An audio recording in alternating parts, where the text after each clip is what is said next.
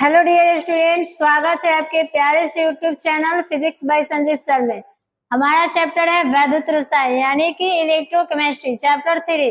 और आज का आपका टॉपिक है कि विद्युत वाहक सेल का विद्युत वाहक बल क्या है। ठीक है, तो सेल के विद्युत वाहक बल के बारे में आज जानेंगे और सेल के विद्युत वाहक बल के कितने प्रकार है ये सब जानेंगे।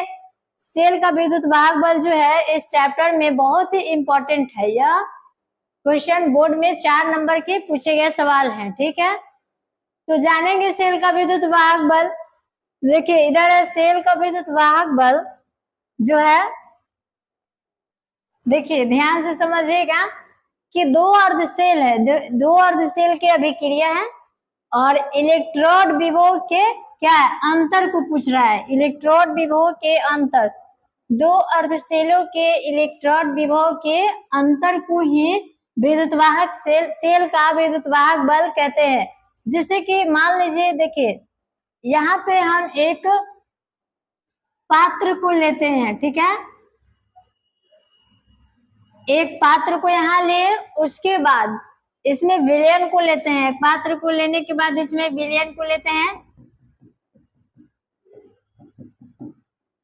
विलयन को ले लिए, एक पात्र ले लिए और विलयन को भी ले लिए और उसमें क्या करेंगे कि ये उसमें क्षार को डुबाएंगे। ठीक है, विलयन के अपने ही आयन वाले दो क्षार को डुबाते हैं, दो रॉड को डुबाएंगे। देखिए ठीक है, दो रॉड है आपका और दोनों को विलयन में डुबा दिए।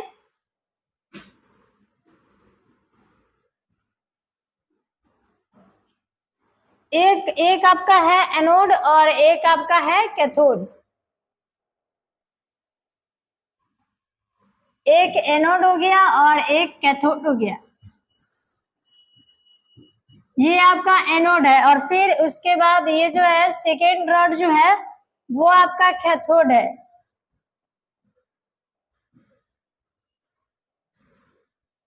तो इन दोनों इलेक्ट्रोड विभव के जो अंतर है उसी को सेल का विद्युत वाहक बल कहते हैं। ठीक है, इसमें देखिए, अब देखिए इतना तो बात समझ में आ गया होगा कि दो अर्धसेलों की अभिक्रियाओं के इलेक्ट्रोड विभव के अंतर को ही सेल का विद्युत वाहक बल कहते हैं। अब चलिए परिभाषा पे चलेंगे कि सेल का विद्युत वाहक बल, जब किसी सेल से विद्युत परिपथ में कोई धारा, देखिए यहाँ बता रहा है कि कोई धारा प्रवाहित नहीं हो, तब दोनों इलेक्ट्रोड के विभव के अंतर को, यहाँ भी देखिए अंतर, दोनों इलेक्ट्रोड के विभव के अंतर को सेल का विद्युत वाहक बल कहते हैं। ठीक है, और जो सेल के मानक विद्युत वाहक बल है जो उसको ई नोट सेल से सूचित करते हैं। ये देखिए ई नोट सेल से सूचित करते हैं। और फिर है कि जो, तो देखिए यहाँ फॉर्मूला से आसानी से समझ जाइएगा कि ई नोट सेल यानी कि सेल का विद्युत वाहक बल, सेल का विद्युत वाहक बल इक्वल आपका फॉर्मूला है कि कैथोड का मानक इलेक्ट्रोड, यहाँ देखिए कैथोड का मानक इलेक्ट्रोड, ये कैथोड का मानक इलेक्ट्रोड और ये है कैथोड का मानक इलेक्ट्रोड और इधर एनोड का हो गया। तो कैथोड का मानक इलेक्ट्रोड माइनस एनोड का मानक इलेक्ट्रॉन, तो देखिए यहाँ यही अंतर है, इसमें यही अंतर है, इसी अंतर को सेल का विद्युत वाहक बल कहते हैं। ये आपका फॉर्मूला है ई नोट सेल ई सी माइनस ई, ये आपका फॉर्मूला है, ये आप लोग अच्छी तरह से नोट कर लीजिएगा, इसे क्वेश्चन भी पूछा जाता है। ठीक, फिर देखिए आगे आपका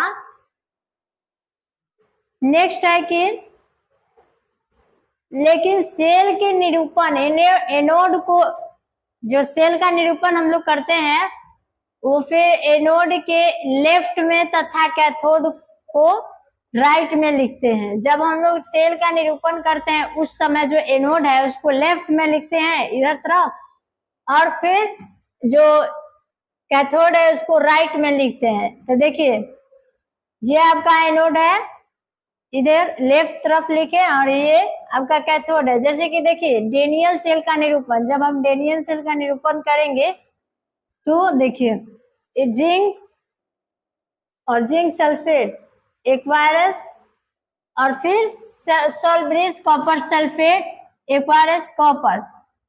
तो चूंकि जिंक इलेक्ट्रोड पर ऑक्सीकरण होता है, यह एनोड हो गया, ठीक है। जो जिंक है, जिंक इलेक्ट्रोड पर ऑक्सीकरण, यह एनोड हो गया। फिर देखेंगे कि जब ये रिएक्शन करता है तो उसके बाद जिंक और जिंक 2++2 इलेक्ट्रॉन, जो जिंक है वो 2 इलेक्ट्रॉन को क्या करता है, प्राप्त करता है, 2 इलेक्ट्रॉन को प्राप्त करता है। और जो आपका ये कैथोड का मान जो है -0.763 वोल्ट है, ये आपका ये का मान है, यानी कि एनोड का मान है। फिर इस प्रकार से देखेंगे, वो तो था कि जिंक जो था वो उस पे ऑक्सीकरण हो रहा था। जिंक का है कि जिंक 2++2 इलेक्ट्रॉन, यहाँ 2 इलेक्ट्रॉन का यह प्राप्त कर रहा है, ग्रहण कर रहा है, 2 इलेक्ट्रॉन को ग्रहण कर रहा है, इस पे ऑक्सीकरण हो रहा है। उसी प्रकार से देखिए कि जो कॉपर है आपका, वो इलेक्ट्रोड पर अवकरण होता है, जो कॉपर है उस पे आपका इलेक्ट्रोड का अवकरण होता है, और यह कैथोड होता है। वो था कि एनोड है और यह कैथोड है। इसका रिएक्शन देखिए कि कॉपर 2++2 ही, तो जो ये कॉपर है ये भी 2 इलेक्ट्रॉन को ग्रहण कर रहा है, 2 इलेक्ट्रॉन को ग्रहण कर रहा है जो कॉपर है। देखिए ये नोट सी जो है इसका मान है आपका कि +0.345, ये इलेक्ट्रॉन विभव का मान इसका 0.345 वोल्ट है। सेल का विद्युत वाहक बल जब देखेंगे ई नोट सी, तो ई नोट सी यानी कि कैथोड माइनस एनोड। फिर देखिए इन दोनों को 0.345 वोल्ट माइनस इतना, तो इन दोनों को देखिए माइनस माइनस जो है वो प्लस हो गया है, उसके बाद दोनों को ऐड कर दिए हैं तो आपका राइट आंसर आ गया है 1.1। तो डेनियल सेल का विद्युत वाहक बल जो है, डेनियल सेल का विद्युत वाहक बल वो आपका 1.1 वोल्ट हो गया, ठीक। यही आपका मेन राइट आंसर है 1.1। जो डेनियल सेल का विद्युत वाहक बल है वो आपका 1.1 वोल्ट आ गया। फिर देखिए नेक्स्ट है, ये सब न्यूमेरिकल, ये सब तो समझ में आ गया होगा। देखिए नेक्स्ट आगे देखेंगे नरनस्ट का समीकरण। अब है कि नरनस्ट का समीकरण क्या है। नरनस्ट का समीकरण देखेंगे तो जो नरनस्ट का समीकरण है वो निम्नलिखित मतलब ये बातों पे निर्भर करता है। देखिए ताप T, पहला है कि ताप T और धातु इलेक्ट्रोड M, ठीक, M के विजन E। पहला तो T हो गया, अब T क्या है, तो T है आपका परम ताप, निम्नलिखित चीजों पे निर्भर या फिर चीजों से मिलकर बनता है। देखिए T हो गया, ताप हो गया, परम ताप, और धातु इलेक्ट्रोड के विजन यानी कि E हो गया, ये आपका E हो गया, और मानक इलेक्ट्रोड भी वो E नोट हो गया, निम्नलिखित से मिलकर बना हुआ है तो देखिए E नोट हो गया।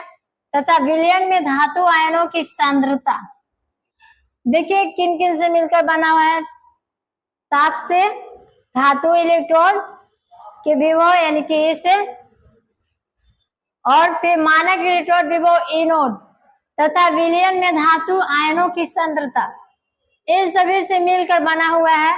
देखिए यहाँ देखिए कि जो नरनस्ट है, किसी इलेक्ट्रोड या फिर अर्ध सेल का विभव सेल में प्रयुक्त वैद्युत अपघट्य के सांद्रण पर निर्भर करता है। देखिए किन किन बातों पर निर्भर करता है, किसी इलेक्ट्रोड या अर्ध सेल का विभव, फर्स्ट हो गया आपका विभव, फिर हो गया सेल में प्रयुक्त वैद्युत अपघट्य के सांद्रण पर, उधर भी आपको दिखाया कि सांद्रण पर, विभव पर, और फिर हो गया ये सांद्रण पर निर्भर करता है। तो 1889 में नरनस्ट ने इलेक्ट्रोड विभव या फिर अर्धसेल विभव ज्ञात करे थे। करने के लिए एक संबंध स्थापित किए जो निम्नलिखित है। पीछे भी आपको दिखाए हैं कि इन संबंधों से मिलकर बना हुआ रहता है। यही सब निम्नलिखित संबंध से स्थापित होता है। ताप्ती धातु इलेक्ट्रोड के विभव, ये हो गया आपका, ये हो गया विभव। और फिर मानक इलेक्ट्रोड विभव, इनोड तथा विलयन में सांद्रता। अब देखिए इससे आपका समीकरण क्या होता है, ये इक्वल ई नोट इक्वल में 2.303 RT, यही आपका समीकरण है, log K बाई NF। इतना आपका आ गया, ये बहुत ही इंपॉर्टेंट है, इसे आप लोग कॉपी में नोट कर लीजिएगा। इसे ही ननस्ट का समीकरण कहते हैं। इसी को क्या कहते हैं, ननस्ट का समीकरण कहते हैं। फिर नेक्स्ट है आपका जो है वो आपका एकल इलेक्ट्रोड विभव है, ये आपका एकल इलेक्ट्रोड विभव है। फिर आपका इनोड जो है वो मानक इलेक्ट्रोड विभव है। इसी प्रकार से एन जो है अर्धशेल अभिक्रिया में स्थानांतरित इलेक्ट्रॉन की संख्या है, और आर जो है आर वो गैस स्थिरांक है। टी जो है आपका ताप है केल्विन में, और के जो है अभिक्रिया के साम्य स्थिरांक है, के जो है आपका अभिक्रिया के साम्य स्थिरांक। और एफ आपका फैराडे, फैराडे इक्वल आपको तो बताए ही थे कि 96,500 कूलम्ब होता है। चलिए नेक्स्ट है सांद्रण सेल, यानी कि आप सांद्रण सेल क्या है इसके बारे में जानेंगे। ठीक, सांद्रण सेल है कि वैसा सेल जिसके दोनों इलेक्ट्रोड एक ही प्रकार का होता है। सांद्रण सेल में दोनों इलेक्ट्रोड जो है एक ही प्रकार का होता है, और उसमें एक ही विलयन मिलाया जाता है। जिस वैद्युत अपघट्य के विलयन में डुबाकर रखा जाता है वह विभिन्न सांद्रण वाला हो, उसे ही सांद्रण सेल कहते हैं। ठीक है, कि वैसा सेल जिसे दोनों इलेक्ट्रोड एक ही प्रकार का होता है, ठीक, और सॉल्यूशन भी एक ही लेते हैं, और लेकिन जिस क्षण में डुबा कर रखा जाता है वह विभिन्न प्रकार का होता है, विभिन्न सांद्रण वाला होता है, उसी को सांद्रण सेल कहते हैं।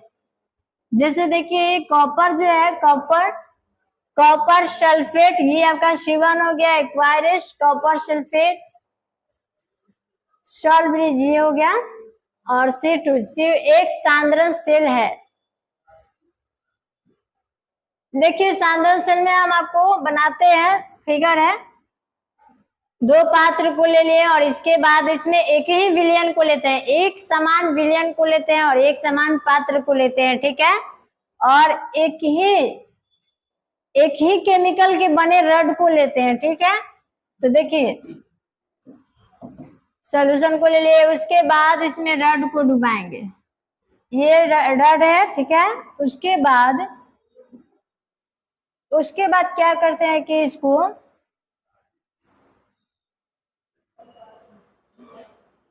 इसको ऐड कर देते हैं। ठीक है, अब फिर क्या होता है कि इसमें एक ही केमिकल के बने छड़ को डुबाते हैं, ये आपका रड है। विलयन है आपका जिंक सल्फेट, और इसमें भी जिंक सल्फेट लेते हैं। आपका एनोड हो गया, और ये कैथोड हो गया। देखिए ये केमिकल, ये केम जो है C1 इक्वल C2,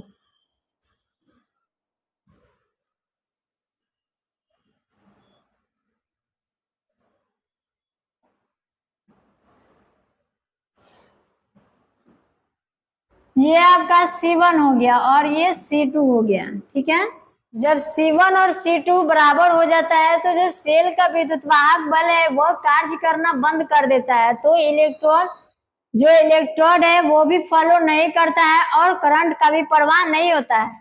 देखिए फिर से आपका सांद्रण सेल क्या है, वैसा सेल जिसके दोनों इलेक्ट्रोड एक ही प्रकार का हो, लेकिन जिस विलयन में उसे डुबा कर रखा जाता है वो सांद्रण भिन्न होता है, उसी को सांद्रण सेल कहते हैं। ठीक है, ये आपका रिएक्शन है।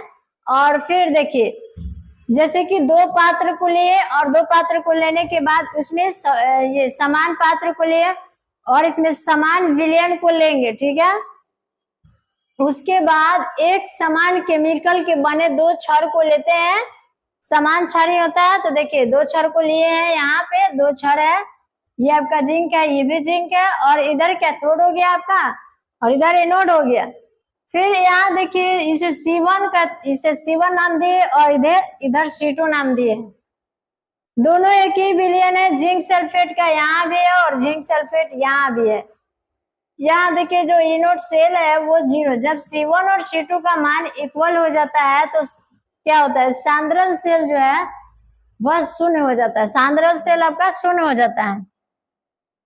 इसमें तो आपका एक एम हो गया।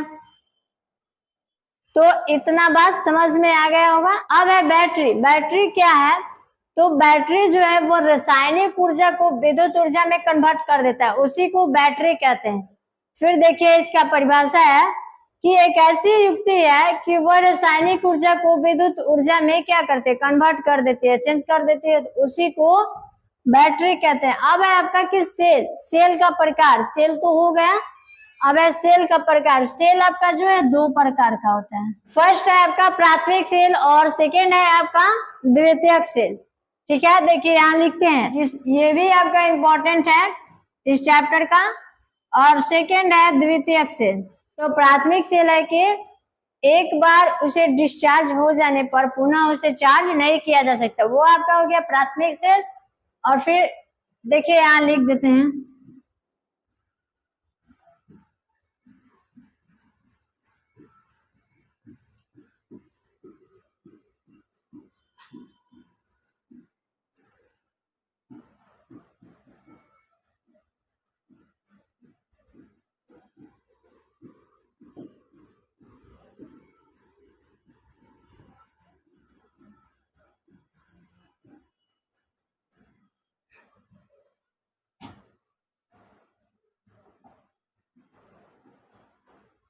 देखिए एक बार डिस्चार्ज हो जाने पर पुनः उसे चार्ज नहीं किया जा सकता है, उसी को प्राथमिक सेल कहते हैं। और द्वितीयक सेल है कि उसे चार्ज किया जा सकता है।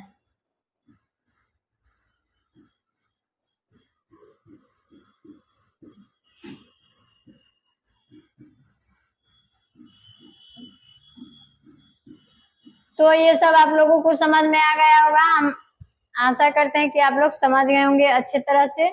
और फिर नेक्स्ट क्लास का आप लोग वेट करेंगे। तो आज के लिए अंत तक जुड़ने के लिए धन्यवाद, और आज के लिए इतना ही, फिर पढ़ेंगे नेक्स्ट क्लास में।